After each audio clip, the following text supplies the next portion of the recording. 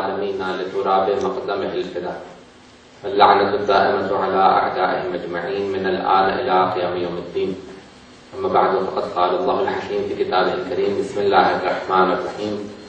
يا أيها الرسول بلغ ما أنزل إليك من ربك فإن لم تفعل فما بلغت رسالته والله يعصمك من الناس. صدق الله العلي العظيم. صلوات. اللهم صل على محمد وعلى محمد. Last week we had said that the main difference between the Shias and Sunni brothers is on the succession of the Holy Prophet, or the concept of Khilafat and Imamat. The two schools of thought: one school of thought that believes in the Khulafa to be successors of the Holy Prophet, and that same istilah or terminology has been taken from the Holy Quran. The Khalifa has been used, the word Khalifa has been used in the Holy Quran by the Almighty Allah. And the Shias use the term Imam, which is again the terminology used in the Holy Quran. Both in some sort of a way mean successor of the Holy Prophet or a leader. The word Khalifa is from Khalf, from behind, the one who the Holy Prophet left behind to lead. And Imam is from the word Amam, in front. The one who leads or stands in front is called an Imam, literally. These are the two terms, and there are two schools of thought who believe either in the concept of Khilafat or the concept of Imamat. The ones who believe in the concept of Khilafat, they are regarded as Sunni Muslims, and the ones who believe in the concept of Imamat are regarded as Shia Muslims. Within Sunnis there will be many sects, and within Shia there will be many sects. But so long as they believe in the concept of Imamat, they are regarded as Shia Muslims. Presently there will be probably 6 or 7 sects that still exist in the Shias. Altogether there may have been 12 to 13 sects, but most of them have finished. Our Sunni brothers likewise have sects that believe in Khilafat, and then there are many different schools of thought in the Sunni brothers. So anyone who believes in the concept of Khilafat, the Holy Prophet, we said last week, said just like the Jews were divided into 71 and the Christians divided into 72 sects, Muslims will be divided into 73 sects, and only one of them is correct. Now everyone claims to be correct. We are not here to judge who is correct and who is not, but we just here to educate people on the differences of the Shia and Sunni main schools of thought.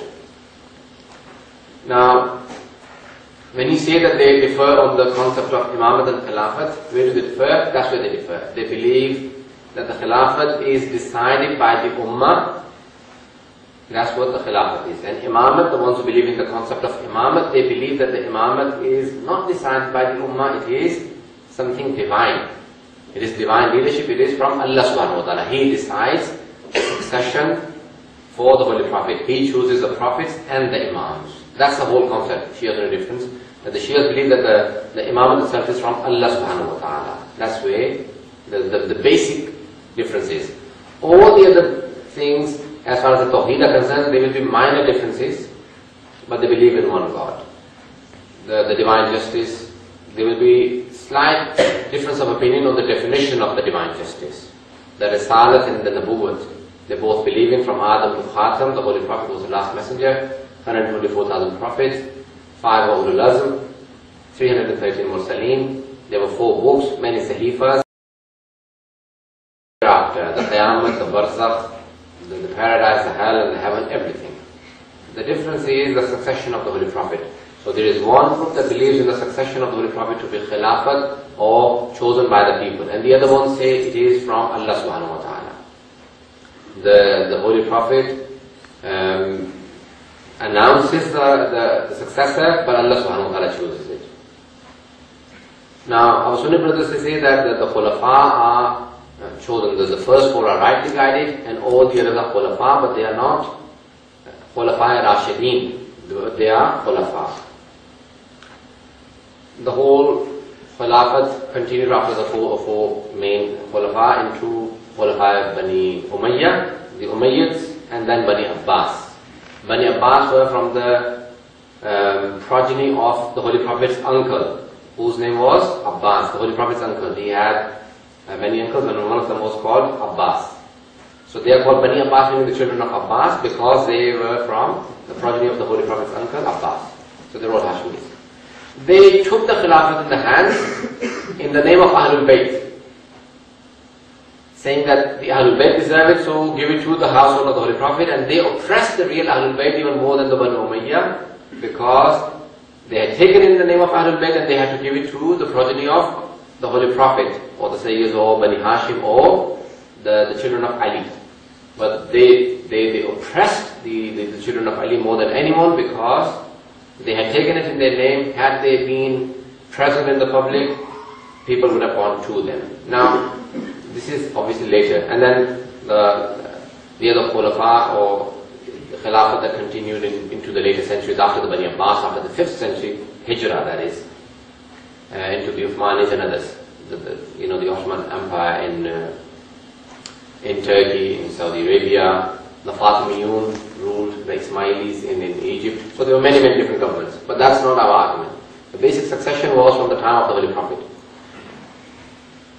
Now, the Quran in this ayah that I have chosen, Surah number 5, verse number 67, Surah Ma'idah, Allah subhanahu wa ta'ala says, Ya ayyuhan Rasul, Bismillah ar-Rahman ar-Rahim, Ya ayyuhan Rasul, balligh ma unzila ilayka min rabbik, fa in lam taf'al fa ma ballaghta risalatah.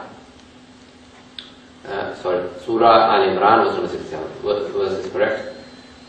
And the Holy Prophet has been ordered by Allah subhanahu wa ta'ala, Ya ayyuhan Rasul, O my messenger. Allah subhanahu wa ta'ala has never addressed the Holy Prophet in the Holy Quran by his name. He has always addressed him by one of his titles. Ya ayyuhan Nabi, Ya ayyuhan Rasul, Ya ayyuhan Muzzammil, Ya ayyuhan Muddathir, with the titles, to show respect to the Holy Prophet, to show honor to the Holy Prophet.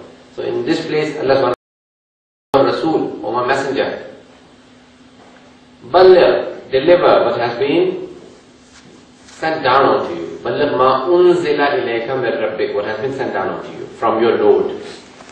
فَإِن لَمْ تَفْعَلْ فَمَا بَلَّغْتَ رِسَالَتَهُ. If you do not deliver this one message, then you have not conveyed any message.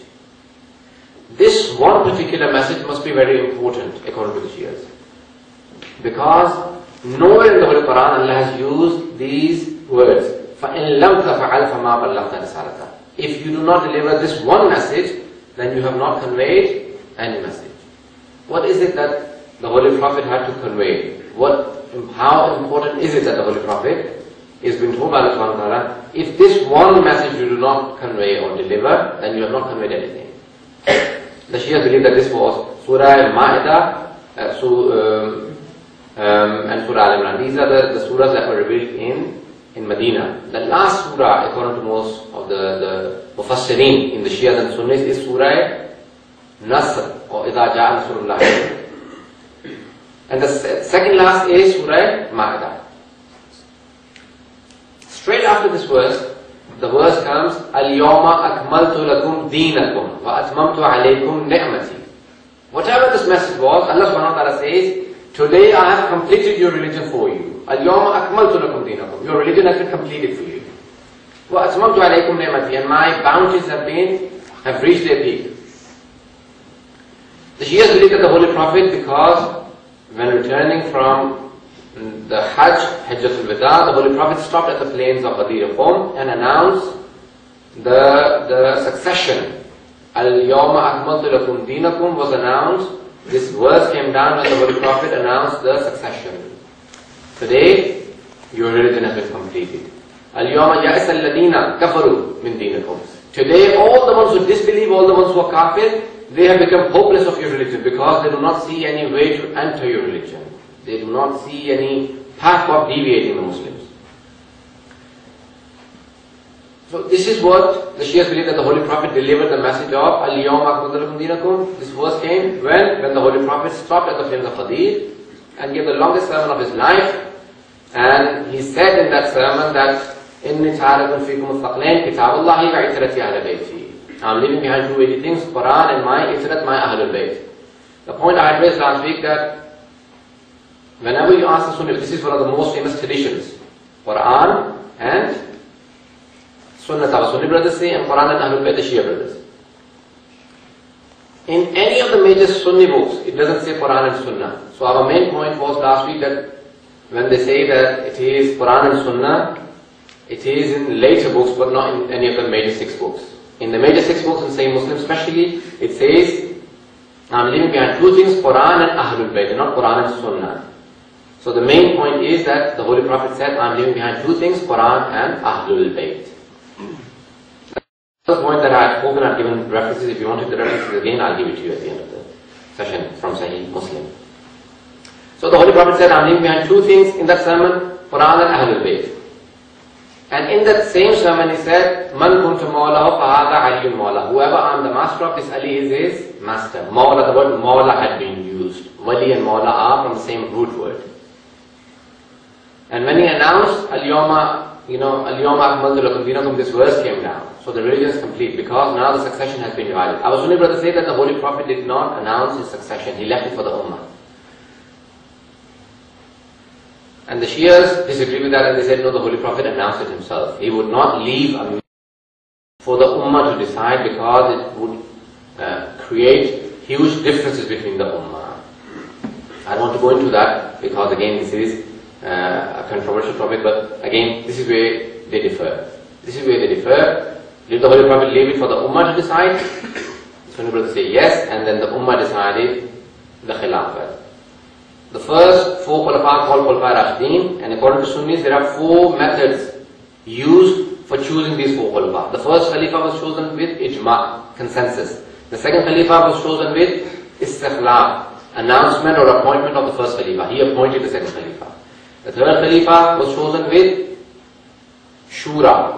A council was made of 6 people and they had to choose the Khalifa. And the fourth Khalifa was appointed or was chosen with selection in the sense that everyone did ruju to him and said that now we want you to come in power because there were a lot of friction. So there are 4 different methods of the choosing of the 4 different Khulafa, the first 4 Khulafa. They are Khulafa Rashidin. We, on the other hand, say no, the succession is from Allah subhanahu wa ta'ala. He chooses the successor of the Holy Prophet. If the first or the method for choosing the first Khalifa was correct, then why change it at the appointment of the second Khalifa or choosing of the second Khalifa? If the choosing of the second Khalifa, the method was correct, then why change it for the third? And if the third one was correct, then why change it for the fourth Khalifa? So it changed 4 times. And then, according to Maulana Maududi, the Khilafah changed into Mulukiyat, or kingdom, and came the kings, not the Khulafa. They were not the true successors because they deviated. Now, these verses I'll continue, but one point. Holy Prophet said, I'm leaving behind 2 things, Quran and Ahlul Bayt. Second point, the Holy Prophet said in Sahih Bukhari, Kitabul Ahkam, Babul Istikhlaf. This is Kitabul Ahkam, the reference from Sahih Bukhari. And in Sahih Muslim, Kitabul Imara. Imara is from Amir, yes, commander. Kitabul Imara. These are the 2 different chapters from these 2 books. And from Jami' al-Mithir and the books I'll give later if you wanted the references. Just from these 2 books I'm presently counting the references. The Holy Prophet said in Sahih Bukhari, it says the hadith.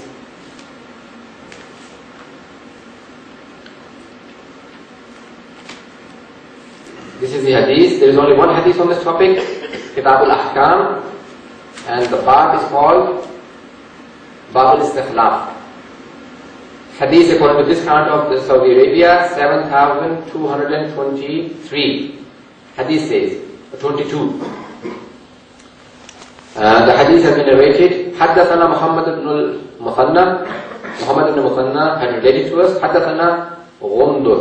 Ghundur had related to us, saying that Ghundur related to us. Haddathana Shu'batu an Abdul Malik. That Shu'bah ibn Abdul Malik said, Sami'tu Jabir ibn Samura. I heard Jabir ibn Samura saying, this is a companion of the Holy Prophet. The father and son both are companions. Samura himself is a companion and Jabir, both are companions of the Holy Prophet. Jabir ibn Samura says, Sami'tu al-Nabi sallallahu alayhi wa sallam yaqul. I heard the Holy Prophet saying, Yakunu ithna ashara amiran. There will be 12 amirs. You may have come across the term Amirul Mu'mineen. Is there anyone who never heard this term before? Everyone heard. We either say the word Khalifa or the Imam or Amirul Mu'mineen. You know, all the Muslims, Shias and Sunnis use the term Amirul Mu'mineen. Yes? That's where it is driven from. The Holy Prophet says, after me will be 12 commanders. Kitabul Ahkam, Babul Istikhlaf. Istikhlaf is from Khilafat. In Khilafat, now we the Shias now have a point that if the Holy Prophet said, I'm leaving behind 2 things, Quran and Ahlul Bayt, then he says there will be 12 Amirs. In Sahih Muslim,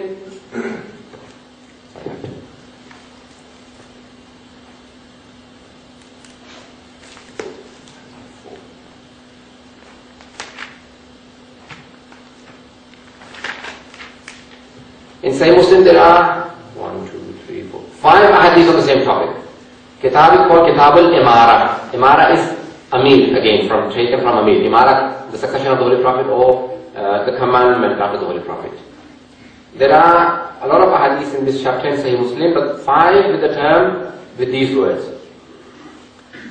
Again, Jabir ibn Samurah narrates the tradition, دَخَلْتُ مَعَ عَلَى النَّبِي. I entered the presence of the Holy Prophet with my father Samurah. فَسَمِعْتُهُ يَقُولُ. I heard the Holy Prophet sallallahu alayhi wa sallam saying, إِنَّ هَذَا الْأَمْرَ لَا يَنْقَضِيَ حَتَّى يَمْضِي فِيهِمْ 12 خَلِيفَةً. Here it says Khalifa. This ummah will have 12 Khalifas, 12 Khulafa after me, the Holy Prophet says. Now our point is that the Holy Prophet said, I'm leaving behind 2 things. If you remember the first point, Quran and Ahlul Bayt. Then he's saying 12 Khulafa, 12 Amirs, not 4. The third hadith is again from Sahih Muslim, the same chapter. لا يزال أمر الناس ماضيا ما وليهم 12 رجلا. These people will have 12 rulers, wali or waliya, the one who will have commandment over them, 12 رجلا, 12 men. 12 men will rule them. When, how, when, these are not said clearly, but 12, not the figure 4, 12. In the next hadith, the Holy Prophet says, لا يزال الإسلام عزيزا. Islam will always be honored and respectful. إلى 12 خليفة, when there are 12 khulafa after me in Islam. لا يزال هذا الأمر عزيزا إلى 12 خليفة. And then again, لا يزال هذا الدين عزيزا منيعا إلى 12 خليفة. Again, the word Khalifa and Amir, these are the terms رجلا have been used. These 2 hadiths, I'm leaving behind 2 things, Quran and Ahlul Bayt, and then 12 khulafa. Is it possible that these 12 khulafa from Ahlul Bayt, because the Holy Prophet is saying, I'm leaving behind Quran and Ahlul Bayt, we believe that they are all of these 12, وَكُلُّهُم مِّن قُرَيْشٍ. In all of these hadiths, it says, وَكُلُّهُم مِّن قُرَيْشٍ. All of these are from Quraysh, the Holy Prophet says. These 12 successors, who are they? What are their names? In the major books of the Sunni brothers, the names are not mentioned. In many of the other books, the names are also mentioned. Who are these 12 khulafa? Suyuti, one of the most important writers of the Sunni brothers, he says that there are 12 successors. Who are they? He counts a few, but he says if you take the Banu Umayyah to add on to the first 4 khulafa, they are not 12. And if you add the Banu Abbas, then they become more than 12. He says, this hadith is not false, but there will be 12 khulafa because the Holy Prophet said 12. The only sect in Islam is the Shia Ithna Ashari, the 12 Shias who believe in 12. All the others have different numbers. The Ismailis have a different number, the Sunni brothers, and all the others. So the word 12 has appeared in Sahih Bukhari and Muslim and Jami' Tirmidhi and other books. In another hadith in Jami' Tirmidhi and another place, the Holy Prophet was asked, Ya Rasulullah, how many successors will you have? He said, the same number as the Nuqaba Bani Israel. The Nuqaba of the day, Musa. The Quran says Musa had 12 naqiban, 12 naqibs. Nuqaba is plural of naqib, 12 successors. So the whole concept is Quran and Ahlul Bayt and the 12. And that's where the Shias feel very strongly on the number 12, that there should be 12 successors and they should all be from the Ahlul Bayt of the Holy Prophet. Why are the Ahlul Bayt so important? We had decided one verse last week. Ayat al-Tathir, I don't want to go into that. 33. The easiest way of remembering Ayat al-Tathir is Surah number 33, verse number 33. Surah number 33, Surah Ahzab, verse number 33. Bismillah ar-Rahman ar-Rahim. إِنَّمَا يُرِيدُ اللَّهُ لِيُذْهِبَ عَنْكُمُ الرِّجْسَ أَهْلَ الْبَيْتِ وَيُطَهِّرَكُمْ تَطْهِيرًا. In this verse, Allah subhanahu wa ta'ala says, indeed, Allah has purified and has kept you away from all indecencies of Ahlul Bayt and has purified the way you should be purified. All the verses before it, are about the Holy Prophet's wives, and all of those verses refer to the wives of the Holy Prophet, may Allah be pleased with all of them, with the words kunna and hunna, with feminine gender. And in this verse, twice the gender has been used masculine gender. إِنَّمَا يُرِيدُ اللَّهُ لِيُذْهِبَ عَنْكُمْ وَيُطَهِّرَكُمْ. Twice masculine gender has been used. So there must be men here. According to the Shias, it is Ali, Fatima, Hassan and Hussain who are the Ahlul Bayt. I'll give you just one reference from Sahih Muslim.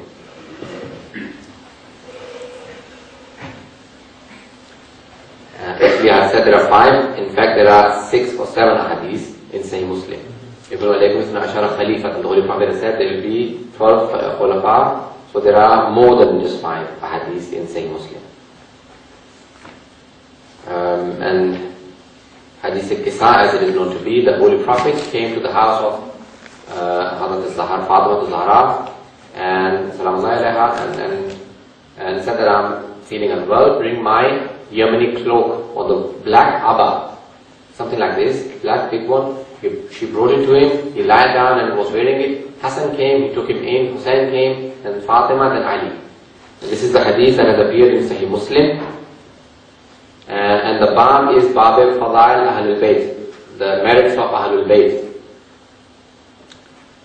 In that, the hadith says, حدثنا Abu Bakr ibn Abi Shayba wa Muhammad ibn Abdullah ibn Numayr. These 2 people narrated from حدثنا Muhammad ibn Bishr عن زكريا عن مصعب بن شيبة عن صفية بنت شيبة قال خرج النبي غداة وعليه مرط ومرحل.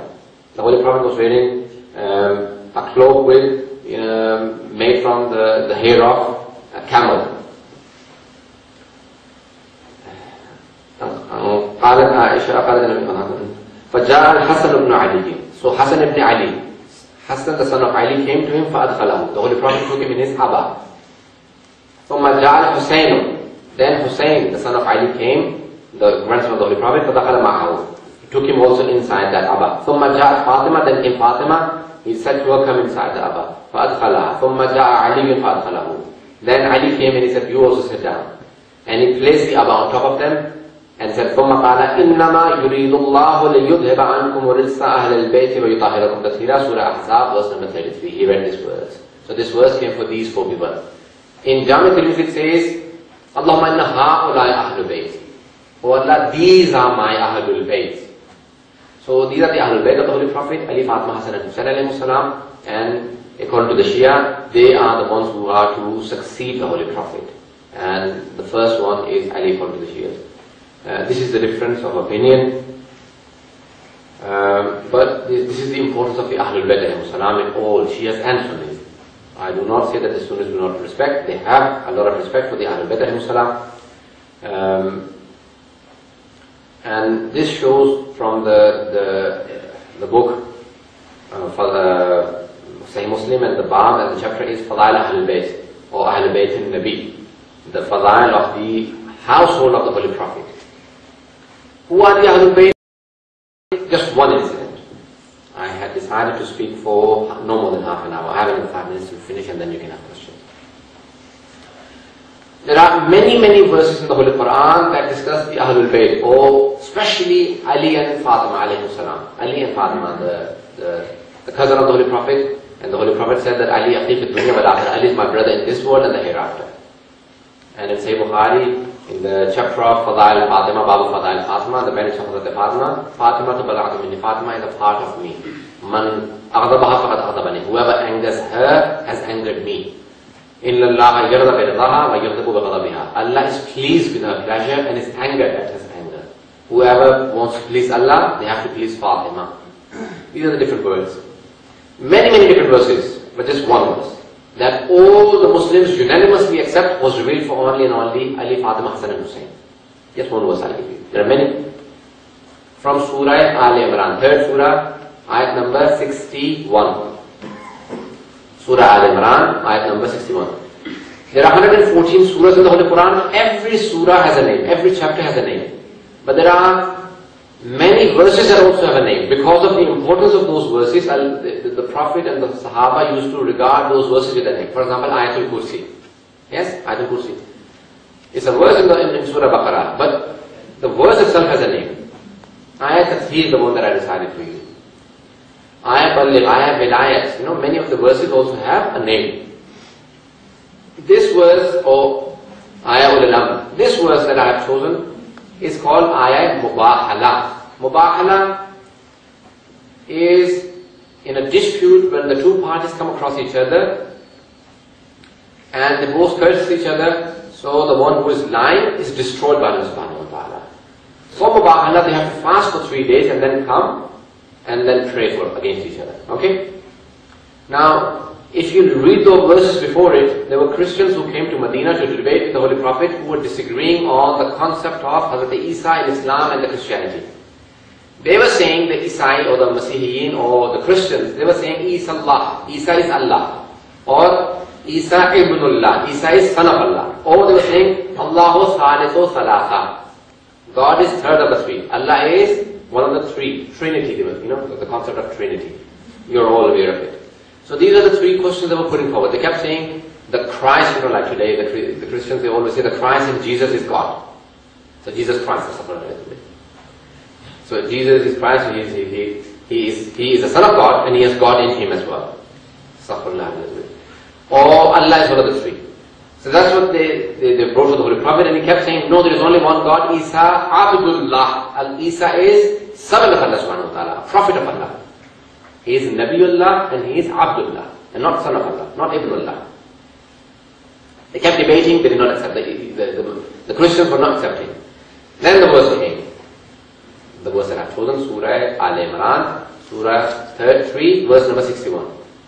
Bismillahir Rahmanir Rahim. فَمَنْ حَاجَّكَ فِيهِ مِنْ بَعْدِ مَا جَاءَكَ مِنَ الْعِلْمِ فَقُلْ تَعَالُوا نَدْعُ أَبْنَاءَنَا وَأَبْنَاءَكُمْ وَنِسَاءَنَا وَنِسَاءَكُمْ وَأَنفُسَنَا وَأَنفُسَكُمْ ثُمَّ نَبْتَهِلْ فَنَجْعَلْ لَعْنَةَ اللَّهِ عَلَى الْكَاذِبِينَ. The Holy Prophet said, Allah subhanahu wa ta'ala said to the Holy Prophet, فَمَنْ حَاجَّكَ, whoever still keeps asking you for hujjat, for proof. Hujjat is to demand proof. Hajjah or muhajjah is to keep demanding proof. So the Christians were continuously demanding proofs from the Holy Prophet. فَمَنْ حَاجَّكَ فِيهِ مِنْ بَعْدِ مَا جَاءَ. In this matter of Isa, the ones who keep still asking you for a proof, مِنْ بَعْدِ مَا جَاءَكَ مِنَ الْعِلْمِ, after what has come to you from the knowledge from thy Lord. Say to them, say to these Christians, أَنَا وَأَبْنَاكُمْ. You call your sons and we'll call our sons. وَنِسَانَا وَنِسَاكُمْ. We'll call our daughters, our women, and you call your women. Nisa, women. You call Nisana wa Nisakum. We'll call our women, you call your women. وَأَنفُسَنَا وَأَنفُسَكُمْ. We'll call our nafs, ourselves, and you'll call yourselves. أَنفُسَنَا وَأَنفُسَكُمْ ثُمَّ نَبْتَهِلْ. Then we will do mubahala. Nabtahil mubahala. We will do the debate or the cursing from Allah. فَنَجْعَلِ لَعْنَةَ اللَّهِ عَلَى الْكَاذِبِينَ. And we pray to Allah subhanahu wa ta'ala, whoever is lying, will Allah send down your wrath or your curse upon the ones who are lying. On al-kadhibin, on the liars. All the Muslims unanimously accept this verse was revealed for Ali Fatima Hussain. The Holy Prophet said, tomorrow I will take the truthful ones with me. The next morning the Holy Prophet had told the Christians to bring all of their people. All the Christians had gathered. All the monks and the Archbishop of the Christians and their scholars, the women, children, men, everyone gathered. The Holy Prophet went out of Medina to do mubahala with the Christians.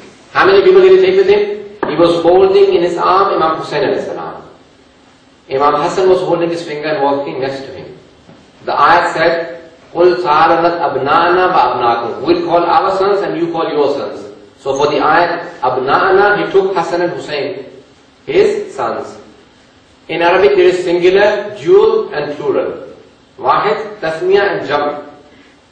Abna is plural, so at least three. There was, the Holy Prophet could take at least 3 sons.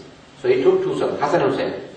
Nisana wa nisakum. We'll bring our women, you bring your women. Right behind the Holy Prophet was walking his daughter Fatima, only one. The ayat allowed him to take at least 3. They had hundreds if not thousands of women. He only took 1 woman with him, his daughter Fatima. Anfusana wa anfusakum. In the place of nafs, he took Ali ibn Talib, who was walking right behind him. In all battles he was at the front, and in this battle he is walking right at the end. Because the verse in the Holy Quran had said, sons, women and nafs. So the Holy Prophet said, sons, Hassan and Hussain will walk at the front, then women in the center, and at the end will be my nafs. Imam Baydawi of our Sunni brothers, in his tafsir, when writing the tafsir of this verse, he says, it is enough for the Rafida, or the ones who call deviant. Rafidi are the Shias to the Sunni brothers. When they want to talk about the Shias, they will not call them Shias, they will say Rafida, or Rafidi, or the ones who have gone astray. So to say that the ones who have gone astray, or the Shias, they have this one verse enough for them. He says, Imam Baydawi says, this one verse is enough for the Shias to prove that Ali not only is superior to all the Sahaba, companions, but they can use this verse to say that Ali is superior to all the prophets except for the Holy Prophet, because in this verse, Allah has called Ali to be nafs of the Holy Prophet. Nafs has the qualities. Ali is nafs of the Holy Prophet. Imam Baydawi says. He says the Rafida have this one verse enough for them to prove that Ali has supremacy over all the companions. Not only the companions. Imam Baydawi has this objection to the Shias because of this one verse. He says this is enough for them. The Holy Prophet only took them. And this is unanimously accepted by all Shias and Sunnis that the Holy Prophet took only these 4 people with them. The Holy Prophet had 9 wives at the time. He could have taken other women. He did not take any women. Why?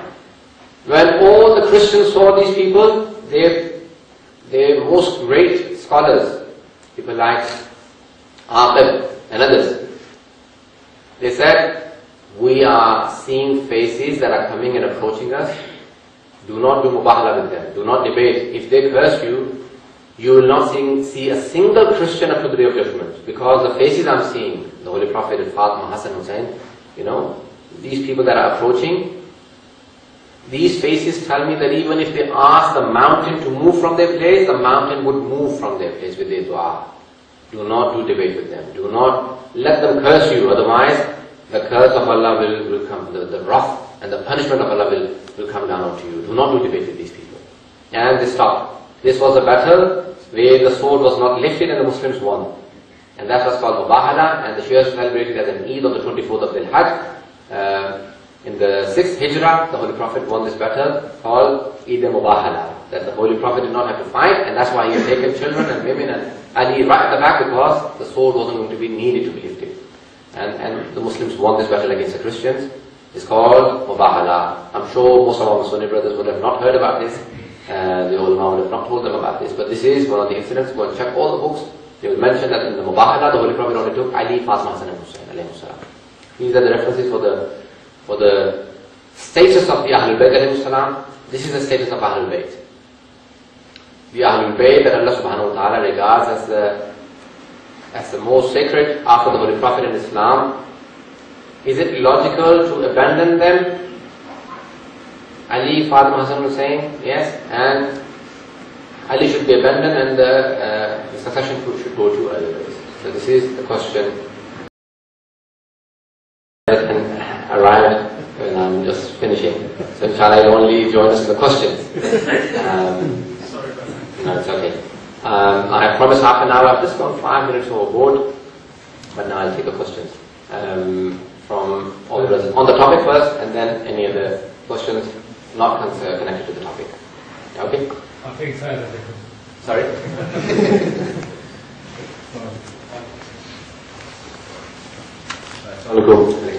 First question is regarding the last point you made regarding Ali's status as more superior, more elevated than many of the prophets, you say. Many of the prophets, you said. Can you back this evidence, or can you give a statement which is clear cut in the Quran, which is unanimously decided amongst all ulama? I'm sure that if Ali's status, which we do respect as Sunni, as a Muslim myself, I respect him and revere him as what he done for the Ummah. What evidence in the Quran do you have with the word Ali in Arabic? Ali, Hussein or Hassan, which word appears in the Quran, which actually, not talking about interpretation as you said in chapter number 3, verse number 61 about Surah Al-Imran. I'm talking about the word itself. Surely, if these people are so important and so superior and so important for Muslims today, which they obviously are, this is a very important history for us. If they are so important, like the prophets before us, then surely their names, clear cut, will be named in the Quran itself, right? Very old debate between Shias and Sunnis that has the word Ali or Hassan or Hussain or Fatima alayhi salam, any of these words appear in the Holy Quran? No, they haven't appeared in the Holy Quran. Why? If they were important, then why weren't they mentioned? Allah subhanahu wa ta'ala did not mention their names, He mentioned their qualities. The qualities that no one would possess except for these people. None of the companions or no one. But Ali ibn Talib possesses these qualities, and those qualities have been mentioned in the Holy Quran. No one has ever said that this verse was not real for Ali ibn Talib. The book of Allah is not enough. No one says that the book of Allah in its own is enough.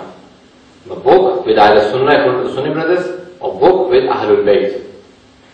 All of these verses, there are more than 100 verses that have described the status and qualities of Ali ibn Talib. I've given you only a few in last session and today's session. And you go and prove to me that these are not about Ali ibn Talib. And they explain. I said to you today that even Imam Baydawi says that this verse is enough. It wasn't the Shia reference that I gave you. Imam Baydawi says that this verse, Surah Mubahala, Surah Al Imran, verse number 61, is for Ali ibn Talib alayhi salam. I'm not saying that the verse you quoted is regarding Ali in the context behind it. What I'm saying is, the word itself in Arabic, as you said, explained, is a very, very old debate. I just want to know your opinion. As you know, we say that the name hasn't appeared. Yeah. If Allah had mentioned the name, many people would say, this is Ali is not Ali ibn Abi Talib, this is another Ali. But Allah mentioned the qualities that no one possesses but Ali ibn Abi Talib. How many people born in Kaaba? Only one person.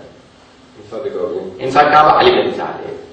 So all of these qualities that Allah subhanahu wa ta'ala says, if you want the qualities, the qualities are present. But names, you need to see those qualities. Who else but Ali ibn Abi Talib possesses those? Okay, I can understand that. Just moving on to another question. Last week and this week you mentioned that there's a controversial debate between the Khilaf Rashidun or the main Khalifa themselves. And amongst the Shia brothers, the concept is that Ali should have been the main successor to the Prophet as announced by the Prophet, right? So I just wanted to know your opinion or the Shia thinking.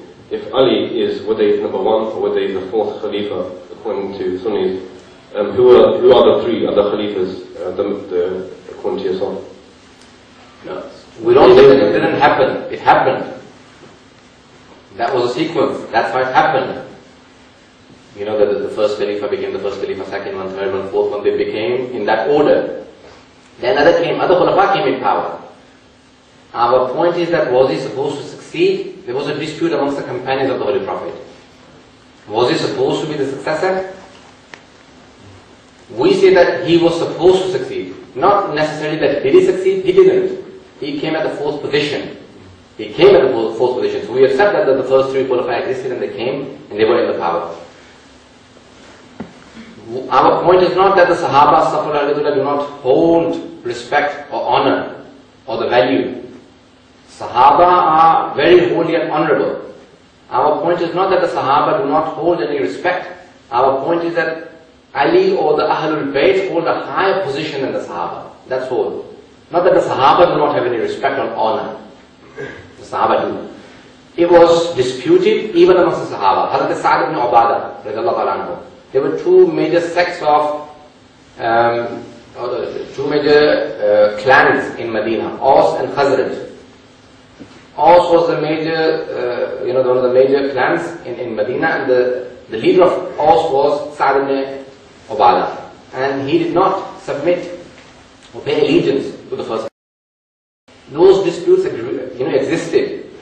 Our point is, with respect to all the Sahaba, Ali ibn Abi Talib had a higher ranking in ilm, in piety, in the love to the Holy Prophet, and in the knowledge of the Holy Quran, and the knowledge of the Sunnah of the Holy Prophet, because they spent more time in and outside with the Holy Prophet. I completely understand that, but you dismissed my question. My question was very simple. Whether he's number one, whether he's number 4, 3, 2, 150, to relevancy, we do accept that, he's very, very, highly recognized and everything. Can you please just name me the other three Khalifa at the time? The first three Khulafa, Hazrat Abu Bakr, Hazrat Umar, Hazrat Uthman, radiallahu anhum, and the fourth Khalifa is Ali ibn Talib. That's how it happened in the history.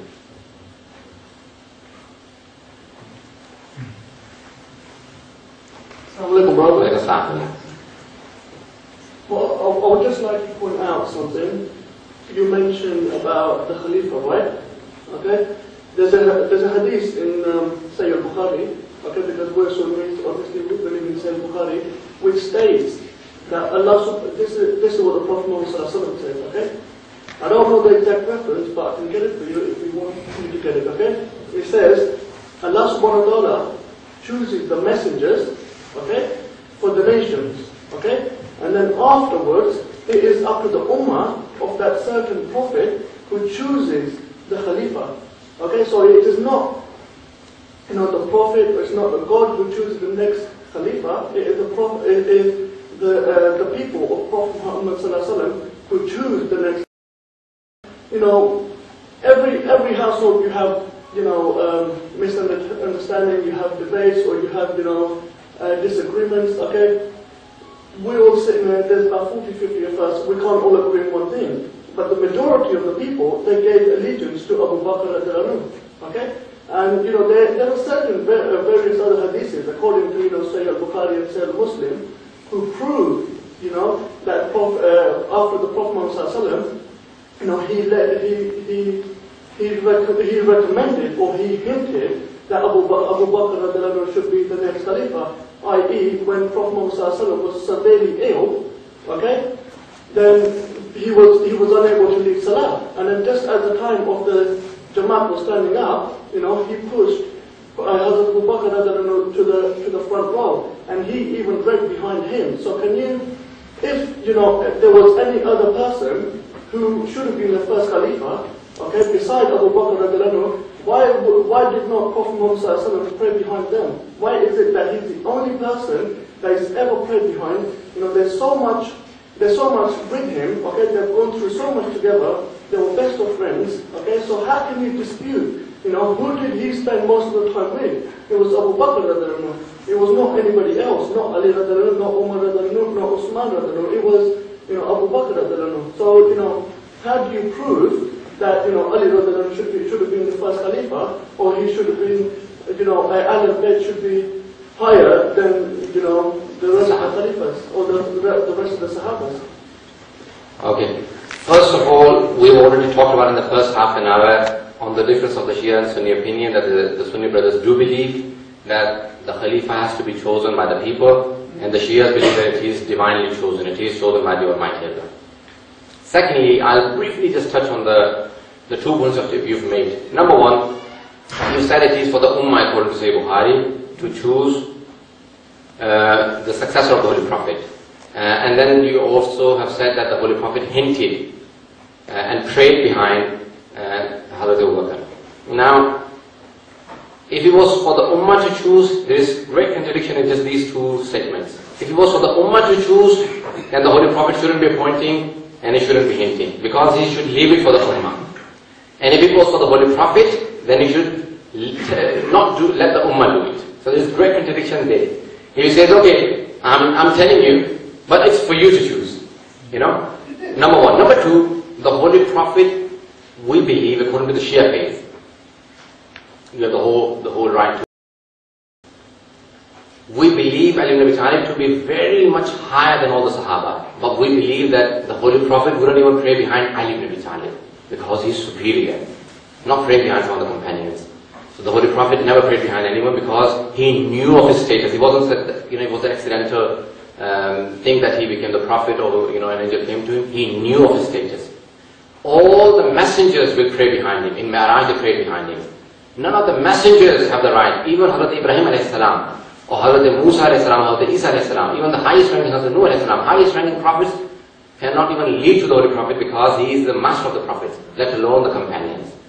These are 2 points. Number 3, if you are saying that the Holy Prophet spent most of the time with Hazrat Abu Bakr, look at the life in Makkah and Medina, and the claim of all the companions, and the claim of Ali bin Talib himself in Shia and Sunni books, that I have spent the most time with the Holy Prophet. I was with him because he was brought up in the house of the Holy Prophet. The Holy Prophet had no children for the first 5 years of his marriage. So he took Ali ibn Abi Talib from his uncle Abu Talib and said, "Oh uncle, you brought me up and I'll take your son." So at the age of, not all Shias and Sunnis agree. At the age of 30, Ali was born. When the Holy Prophet was 30, Ali was born, and the Holy Prophet brought him up in his household.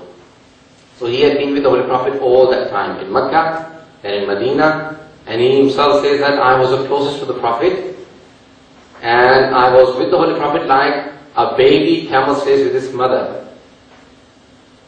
I have spent the most time, and in Shura and all the other places when the people asked him, even the first two Khulafa referred to him when they had problems and questions in understanding the Holy Quran and the Sunnah of the Holy Prophet, because he had stayed longer with the Prophet. The most learned companion of the Holy Prophet is Abdullah ibn Abbas radiallahu ta'ala anhuma, both. The uncle of the Holy Prophet Abbas and his son Abdullah. Abdullah is the most learned in Quran and Tafsir and also in Hadith. He is known to be Hibrul Ummah, he is the ink of the Ummah. And when people asked him, you are the most learned companion, where is your knowledge to the knowledge of Ali? He said, it's just like an ocean to the drop. Was asked, who is the ocean, who is the drop? He said, I am the drop and Ali is the ocean. There is no one more learned than Ali ibn Abi Talib. So Ali had more knowledge of the Quran and Sunnah. So that's where the difference comes. And I have respectfully said, our Sunni brothers do say that it is upon the Ummah to choose the Khilafat. And the Shias believe that it is divinely chosen. And there are two terms used, Khilafat and Imamat. Imamat is divinely, and the Sunni brothers say it is Khilafat for the Ummah to decide, and they choose. So that's a major difference. So you disagree the fact that Abu Bakr leaded the Jamaat of Prophet Muhammad? You disagree with that? Yes. Okay, that's one. And no, this one was me, yeah? So, okay then. Where's the other brother? You can come back. From the sisters,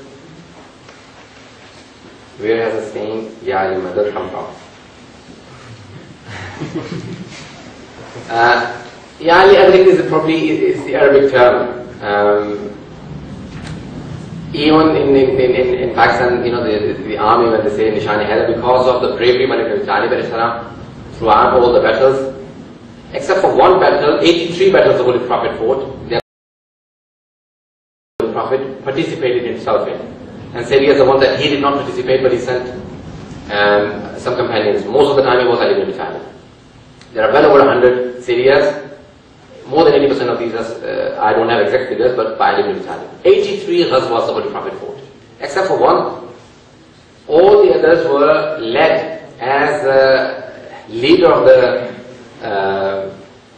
Ghazwa, you know, the commander of the army was Ali ibn Abi Talib. The commander of the army was Ali. This is one of the signs. If you think that the Holy Prophet gave a hint, this is the biggest hint, that it should be more learned in knowledge and also should be the bravest.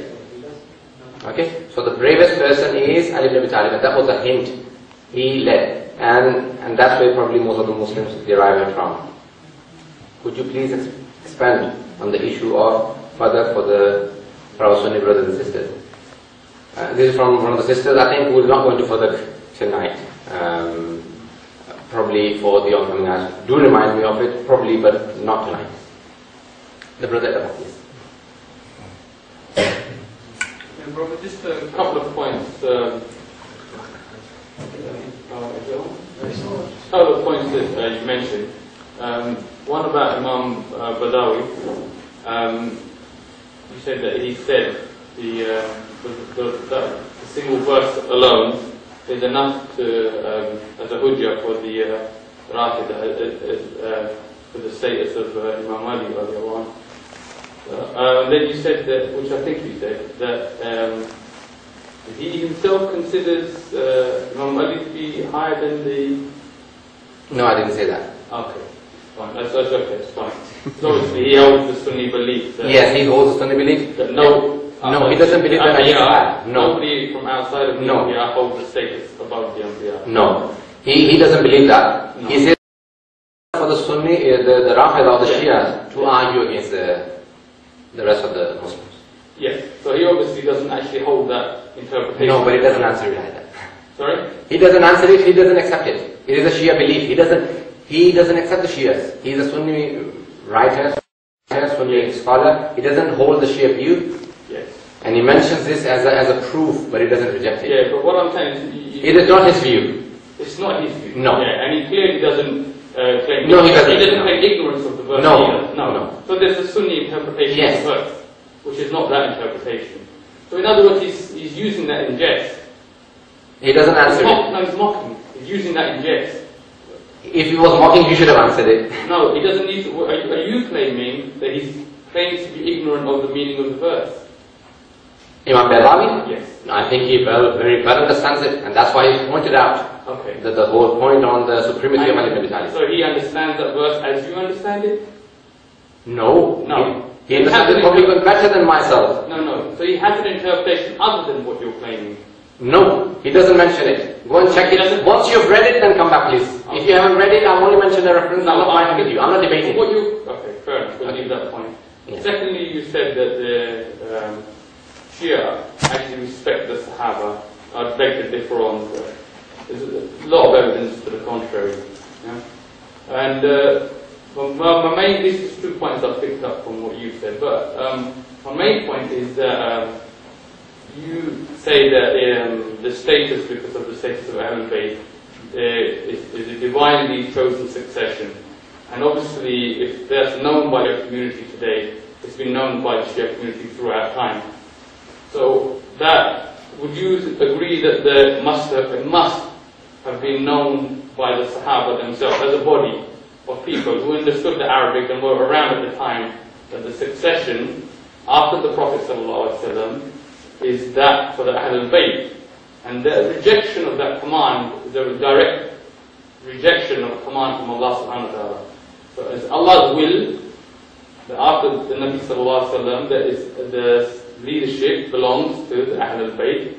So what's your view about, that's what I want to hear, basically why the main body of the Sahaba turned against this command of Allah subhanahu wa ta'ala, which is known, I would say, better by them than you, because known by you, this seats belong to the Ahlul Bayt. It must have been known by them. So what would lead Abu Bakr, Umar, Uthman to reject the command of Allah for this seat? What would have incited them, like money, position, for example, and where would they have seen themselves as far as going to Jannah and Jahannam and the sacrifices they have made so far? What's your view on that? What is the Shia mainstream view on that? Okay. As far as our concept or the belief about the Sahaba is concerned, we respect the Sahaba who were with the Holy Prophet, respected the Holy Prophet within his lifetime, after his death, and were supportive of the Ahlul Bayt alayhim salam, and respected them. So we respect all of those Sahaba, and we have never ever objected them. Amongst the Sahaba themselves, they were present who continuously objected and arose this question. They continuously arose this whole concept that it should go to Ali ibn Abi Talib, and this dispute was present within the lifetime of the first three Khulafa, Ali himself, after Ali ibn Abi Talib, in the times of the Banu Umayyads, in the times of the Bani Abbas. It existed throughout. So it is not something new. The whole concept existed straight after the Holy Prophet. That's where the whole dispute arose from, on the succession of the Holy Prophet. The history itself is present. You can read the history books. None of the Sunni history books will reject that the dispute was not present amongst the Sahaba themselves. So the Sahaba themselves had this dispute on the succession of the Holy Prophet. Wow. That's not the point I'm trying to make. Is I'm talking about not a dispute about who would best be succeeding the Prophet ﷺ. The dispute you're claiming is on principle, not which individual, is that nobody has a right other than Ahlul Bayt. And the main body of the Sahaba gave bay'ah to Abu Bakr and Uthman. They fought jihad behind these people and they died under the leadership of these people, all over the Muslim world, conquering land, spreading the deen. So the point I'm trying to make is that they accepted the leadership of these people, knowing, because the Arabic was better than yours, they lived in the time and it was revealed in their time. They knew, according to you, every single one of them knew that this succession was for Ali. So as soon as the Prophet ﷺ died, they openly and blatantly, for some gain, took themselves and guaranteed themselves a seat in Jahannam. Abu Bakr took the fire, rejected Allah subhanahu wa ta'ala after everything he had done. So did Umar and Ali, according to you, and he was supported by the vast majority. They took commanders, some of them become wali, some of them judges, they accepted their authority. So the question I'm trying to say is, how do you see this? Because you can't on the one hand say that we respect the Sahaba. I personally would have no respect for somebody of such knowledge, such high caliber, such proximity to the Prophet ﷺ, who immediately upon his death throws his message in the bin like this. Takes a seat in Jahannam simply for worldly good. You see, because I don't know how you see it in Shia history, but I don't think you see Abu Bakr as a man who made many palaces for himself, who made, for example, much land and much seats. Why did he take Jahannam rather than Jannah after what he had done? And why the main body of the Sahaba supported him in this? That's the point I'm trying to ask you. Because one thing. This forum is for question and answer, not for debate. And Maulana will ask, but please make your question brief so that we know what you're really asking, so that Maulana can answer and other people can answer the question, ask the question. Okay. I'm not sure how long we will continue. Probably another half an hour. 15 minutes? Up to these people. Okay. Because last week we had ended at about 9:15, so I just want to take a few more questions after this as well. Okay, now, I'm going to briefly make the point, our A'imma alayhi salam, that we believe to be the divinely chosen Imams, from Ali to Mahdi, 12 Imams. You are not present here. When you're saying that there are 4 Khulafa Rashideen, we have already given you a hadith from Sahih Bukhari and Sahih Muslim and Tirmidhi. 1 in Sahih Bukhari, 6 in Sahih Muslim, and many in other hadith books. That there will be 12 successors, not 4, 12 successors. Ithna Ashara Khalifatan. When you are giving the concept of 4 Khulafa, where do you bring it from? Okay, fine. All the Sunni brothers do. Khulafa Rashideen are 4. Okay? I am answering it. Don't jump the gun, please. How do you answer this whole concept of 4 or 12? Number 1. Number 2, if all of these people... Okay. You want to know why I expanded from my question? No, could you read that the hadith first about the 12, because they were not present then. Okay. It just says... Our A'imma alayhi salam, the 12 Imams... See the Sahaba as a body, what caused them to deviate in such a manner? Keep the That's peace. my question. Mike did. Keep the peace. That's why he did it. Okay. My point is, did all the Sahaba agree and they chose one person, or did a group go aside into Saqifa and decided the Khilafat? No, I'll make this point clear as well. I'm not talking about disputes. I'm talking about knowing the principle of how to select and who to select. None of them, according to them, the dispute... No, they made this point. Ali ibn Abi Talib has made this point continuously in his speeches. If I showed you that Ali ibn Abi Talib has himself disputed that my right was taken, how would you see Ali ibn Abi Talib then? I believe he has support, and he himself may have considered himself to be right to Do you accept that? Yes. So I think my question is answered. If he himself holds the position that I had more right. That's just trickery. I asked you clearly. I said, in principle, as Ahlul Bayt, you said nobody else has a right. Yes, I agree. Now, Ali's argument only could have been, according to you, is that Allah subhanahu wa ta'ala has appointed me. Yes. Right. There was 4 and therefore, in principle, in Aqidah, yes. people have deviated. Are you saying you find this argument in the books of Ahl Sunnah? I don't believe you will.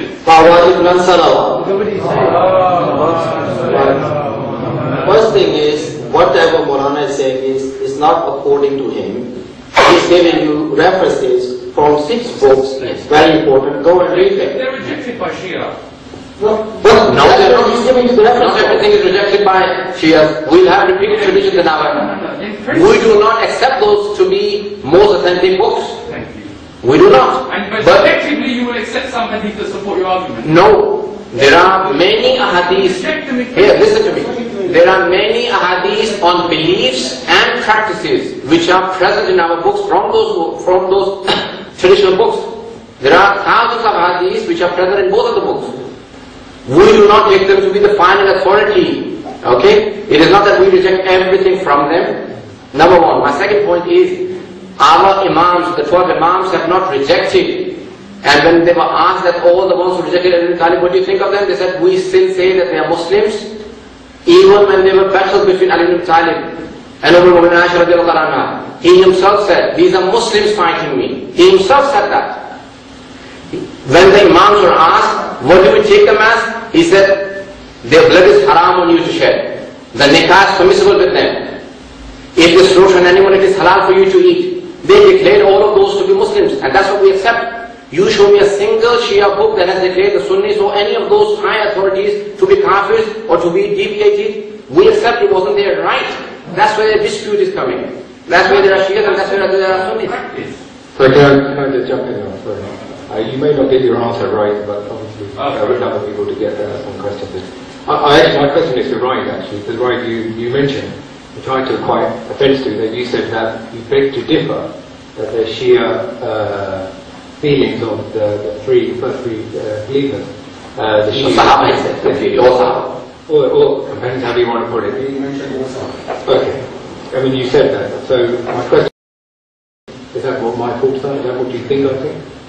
No, I think the main community, the Shia community, consider the main body of the Sahaba to have deviated on this point.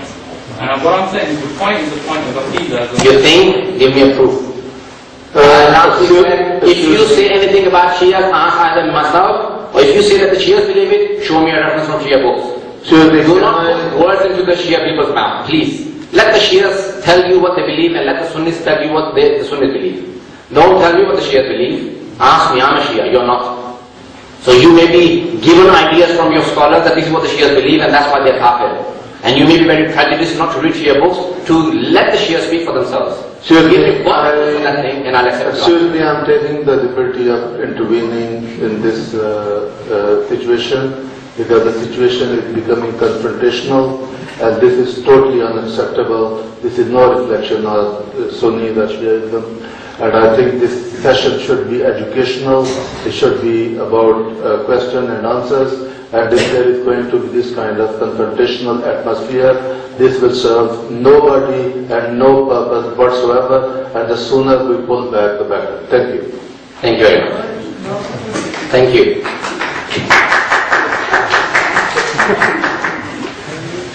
No, I think it was a recent point made. A few more questions? Mine's a question. Okay. We as Sunnis, you see, we believe in, Sayyid Bukhari, okay? I'm just going to quote you one of the hadiths, right?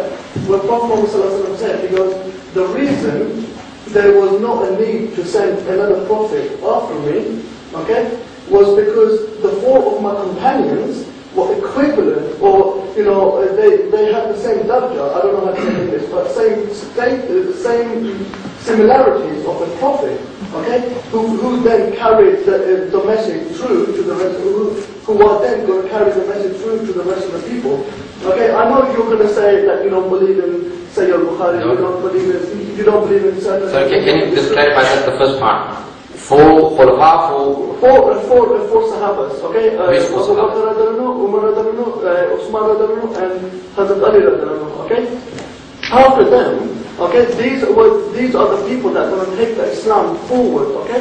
Together, as in four, not in one, not in two, not in three, as in four, okay? And the second thing, I just like to prove to the brothers and sisters as to where, the authenticity of Sayyid Bukhari, okay? Imam Bukhari came a long time after Hazrat Muhammad sallallahu alaihi wasallam, okay? And what he wanted to do was to compile the hadiths together, okay? Because people were getting the knowledge from X, Y, and Z. I thought it was a question and not a lecture. No, but I'm just going to prove it. You're just going to turn around and reject the authenticity of the hadith. No, I'm not. So you believe in the chain of the chain that links all the way to Prophet Muhammad. See, give me a hadith. You have first of all haven't mentioned the sanad that I could actually answer about the Sahaba or whoever have narrated it. Number two, that you have just contradicted yourself. When you're saying that we don't take any of the Sahaba or anyone to be higher than the Prophets, and then you're saying these four are equivalent to all the Prophets, they are at the daraja status, equality. There's a difference of saying that they could have been, okay, Prophet, as opposed to... You see, you're contradicting yourself. You're contradicting. Brother, please. You know what you've done? You just contradicted. You said they are not. Now you're saying that these four are at the status of the prophets. Yeah. If you don't take anyone to be higher or similar to the prophets, to be a prophet, okay, and they are the ones who carried it forward. Therefore, there was no other need to send any of the. one of the qualities of the prophets is that they should be infallible. Okay. Okay? Okay. Do you agree? I agree. Okay. One of the qualities is that they should be infallible. Infallible, that does not believe in any God but Allah subhanahu wa ta'ala in all of his life. Yeah. Did the Khulafa previously believe in other things, or did they believe in one God at all times? The message succeeded though. You know, why was it that Prophet Muhammad, you know, was able to get his message across to the whole world? That's not the point. One thing, infallibility. The first quality for the prophets is infallibility. The Khulafa were not infallible. According to either the Shia or the Sunni brothers. None of the Shia or the Sunnis believe that the Khulafa were infallible. I didn't say that. But now, the first quality of the prophets is that they should be infallible. The prophets should be infallible. Now, they should not have any disbelief previously in Allah subhanahu wa ta'ala. They should have an infallible line. They should not have any of those conducts that normal people have when there is no Islam. The Khulafa did not have that previous life. So they are not at the status of the prophets. So this hadith itself is against the Holy Quran, brother. This does not support the Holy Quran's teaching. The prophets, they all believed in one God at all of their life. Even Hazrat Isa from birth is Inni Abdullah Atani Kitaba Ja'alani Nabiyya. The Holy Prophet believed in one God from birth. Only according to all of our Sunni brothers, there was only one companion, which is Karram Allah Wajhahu, and all the others are radiyallahu ta'ala anhum. May Allah be pleased with them.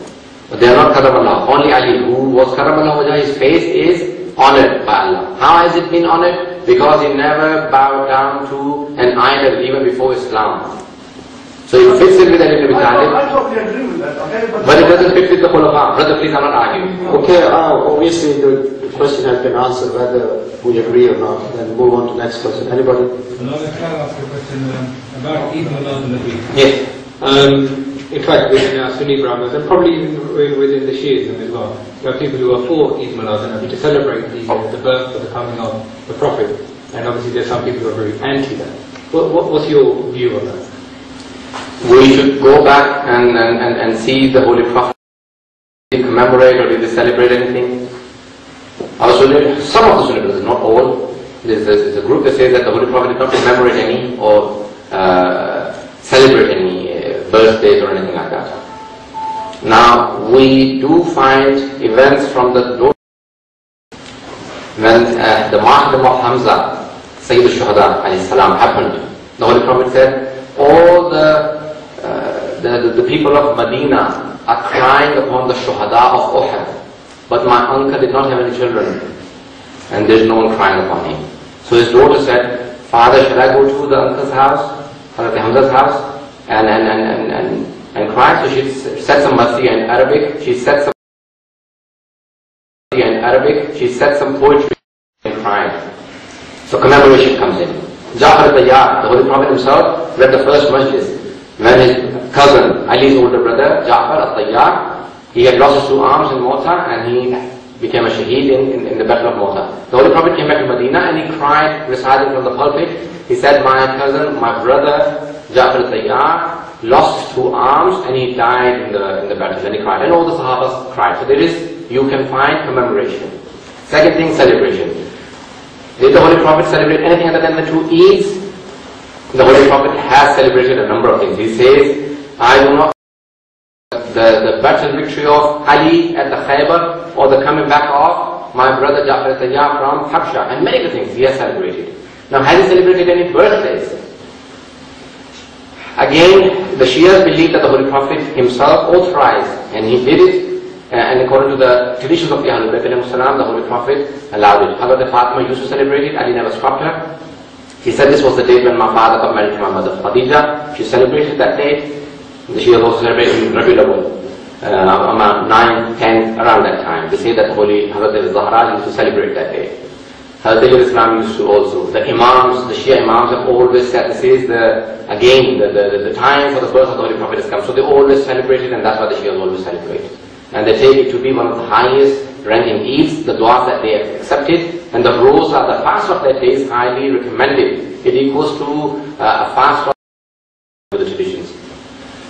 Just a simple question, because we have created this forum to bring the Muslims together, try to understand each other. How can we better achieve that? I think that is a better question concerning to bring the people together. When I came here, I said to all the brothers that let the Shias speak for themselves and let the Sunnis. The Sunnis are in majority. There are probably more than 70%, probably 80%, probably even more than 80% Sunnis, and there are something like only 300 million Shias in the world. Most of the Shias are either certain countries, and many of the Sunnis do not have any interaction, so they don't know what the Shia beliefs are, and that's why the hatred for each other increases and the gap between the two groups increases. So this was to tell you what we believe, and let us support our arguments from Quran and Sunnah and Hadith, and say that yes, okay, fine, we accept. Sheikh Shaltut, we said, in the 1940s, accepted the Shia fiqh Jafri to be the fifth school of thought. And even today in Saudi Arabia, when after having certain problems, they have brought in the Mirah, the inheritance rules of the Shia Jafri fiqh, and also in Kitab al-Nikah on inheritance and on marriage. So they accept that the Shia fiqh or the fiqh Jafri, Imam Jafar Sadiq al-Islam, who founded the school of thought, or not founded, but he taught it, he had the chance to teach it. He was two of the Sunni schools of thought Imams, Imam Abu Hanifa and Imam Malik. So giving the respect and the dignity to allow and explain. How can we bring them together? Number one, educate each other about, educate each other. Education is the first thing. That would lessen you think that, oh, they don't have any basis. That's why I try and give you a base that, look, we have a base for our belief. So educate each other, so you have respect for the Shias as well. Number two, there are many, many common things, and I think if I was to bring in the common ground between the beliefs, I've already mentioned, but it also in the practices of Imam Abu Hanifa and Imam Sadiq al-Salam, you will be surprised how many common in the practices and fiqh. So I think after probably these two sessions, if we can probably also we have another 2 sessions to go, at least in the final, if not the third one, but also the 4th one at least. Can we go to the practices and compare where they come together and what are the common things between Shia and Sunni, two schools of thought. Jafari and Hanafi, I cannot go into all 5. That requires a huge work to draw together Jafari, Maliki, Hanafi, Shafi, Hanbali schools of thought. But just one. There is, if you're interested, there is a translation into English, the 5 schools of thought by a Lebanese writer who died a long time ago, Jawad Mughniya. He has a book called 5 Schools of Thought, and he has drawn up all the fatwas of the 5 schools of thought together.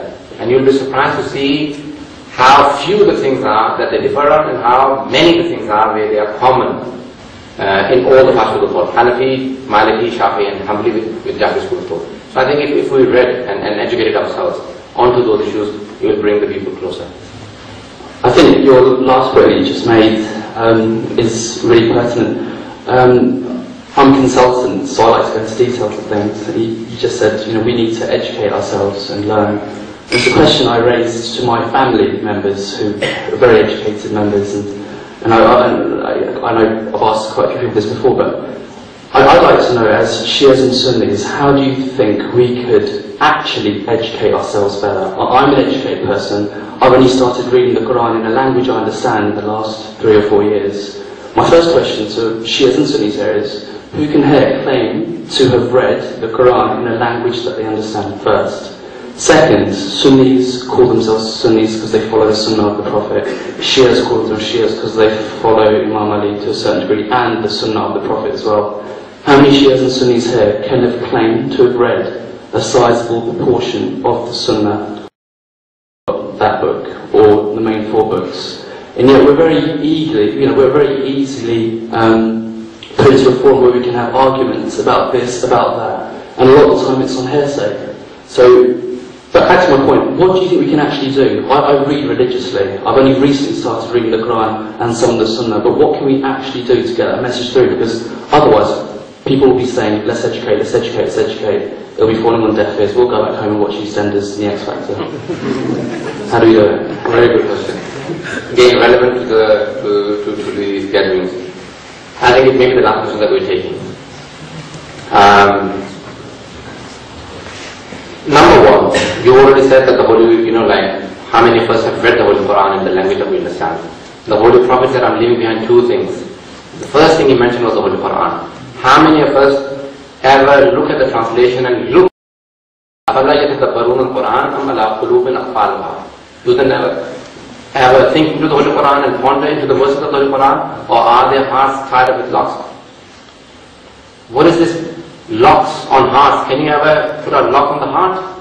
Meaning you have deprived yourself of the teachings of the Holy Quran.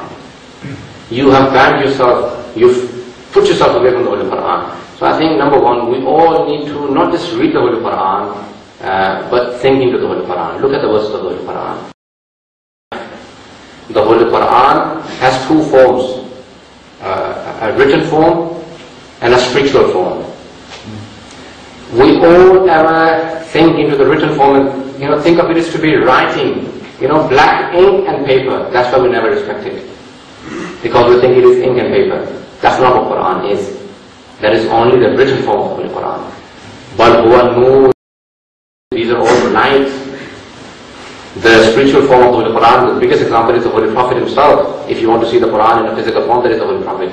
Let's try and live and adapt the teaching of the Holy Quran to. One of the scholars in Qom, one of my teachers, he said, when everyone asked him, how have you become what you've become?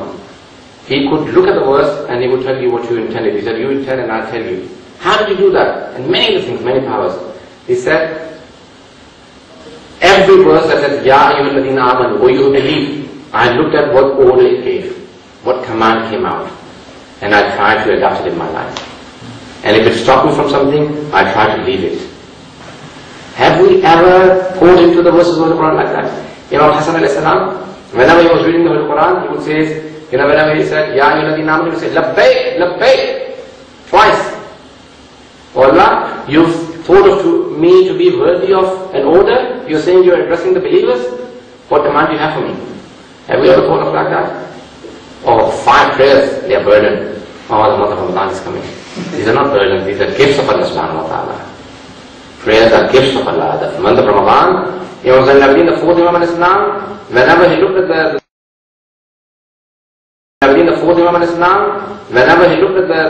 the moon of the month of Ramadan, he would start crying and says, Assalamu alayka ya Eid awliya Allah. O celebration, O Eid of the close ones of Allah subhanahu wa ta'ala, celebrations upon you. He wouldn't say to the Eid, he said the month of Ramadan is Eid, because they have more recitation of Quran and more ibadah to do now. And when the month of Ramadan was leaving, he said, we waited for you the whole year and you're leaving so quickly. You're already departing. It's a friend that I would miss the whole year. I think each one of those teachings, if we start adapting in our life, look at just the words of the Quran. Each time it says, Ya ayyuhalladhina amanu, try and adapt it in the life. So that will give us a better understanding of the Holy Quran and a closeness to the Holy Prophet. And many people, Hajj is coming now, many people go to Kaaba, but they don't become close to Allah. They're close to Kaaba, but not. We all go. I'm not pointing at Sunni, it's not a prejudice thing. Many Shias, I would go probably to Kaaba, very close to Kaaba, but probably very far away from Allah subhanahu wa ta'ala. And even here you can be very qareeb, near Allah subhanahu wa ta'ala. Qurbatan min Allah. Nearness to Allah subhanahu wa ta'ala is needed. When you go to Kaaba, when you do anything, seek nearness to Allah subhanahu wa ta'ala, that you become closer. That is metaphorical. It is spiritual and metaphorical. So try to adapt those things in life with the Holy Quran. I think we'll end it. Sorry to finish this program because there's a few brothers still wanting to ask questions. Inshallah, we'll give them a chance next time. Next Wednesday there's no program of this because Maulana is going to be debating. Should I use not debating? It's a lecturing subject. Yeah, it's in the university. I don't do this. You can tell Maulana yourself, and Sajid has to do a little announcement. Or shall I just answer that for you? I know Maulana, unfortunately, we actually had a bit of an oversight last week. Maulana will be delivering a lecture at the University of Surrey down in Guildford Wednesday, so we apologise. The programme as per next week is not actually happening, but certainly the week after it will continue and it will be the 3rd session.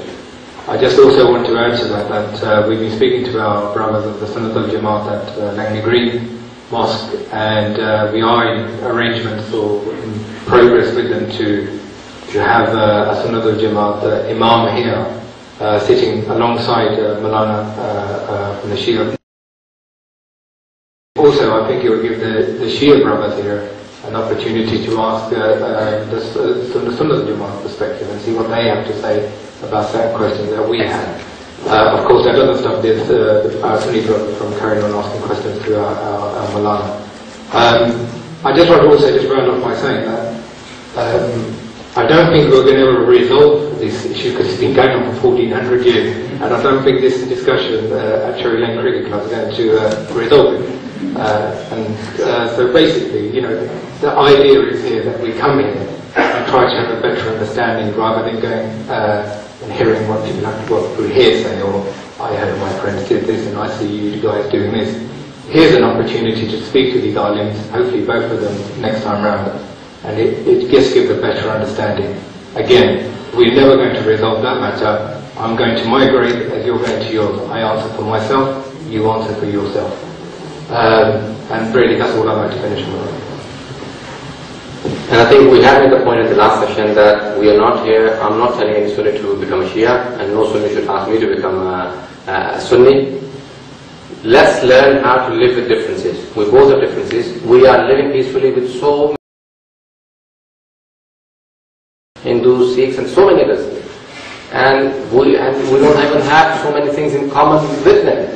What about all the common things that we have within ourselves, and yet we don't have, today, I don't want to say this, but I heard the British Foreign Minister say on BBC Radio, Radio 4, he was saying that we are now uniting our enemies. Let's continue to divide and rule.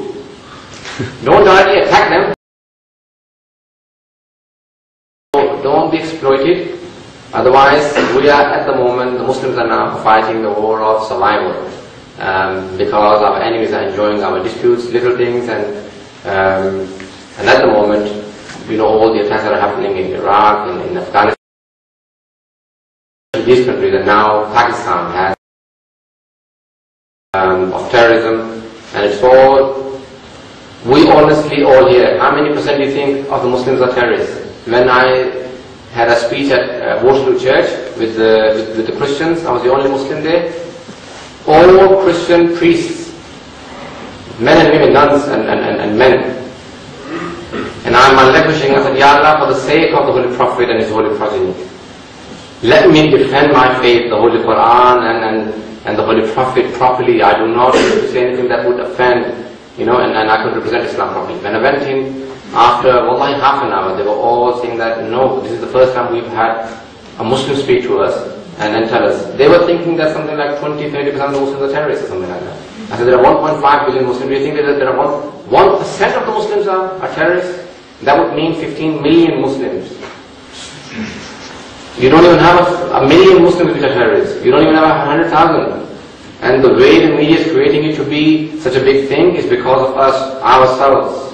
Those people are dying, and all of those innocent people will hold us with the collar, saying that you did not do anything because you were sitting in your peaceful houses, warm houses, we were suffering and we were dying and you did not do anything for us. And I fear that will happen to us.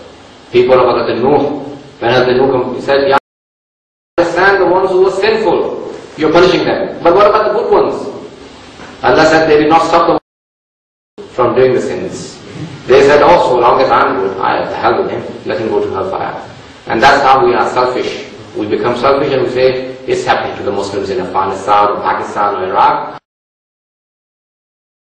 And then, you know, tranquility in my house and in England. So, I promise you when the fire comes to our doorstep, no one's going to speak for us, none of the Muslims. Because we didn't speak for anyone. Let's tell the non-Muslims that we are not terrorists. You know, there are not disputes. Before they force and impose unity on us, we do it ourselves. Because once they do it, they will do it with their methods. And they will not listen to any of us. وآخر دعوانا أن الحمد لله رب العالمين.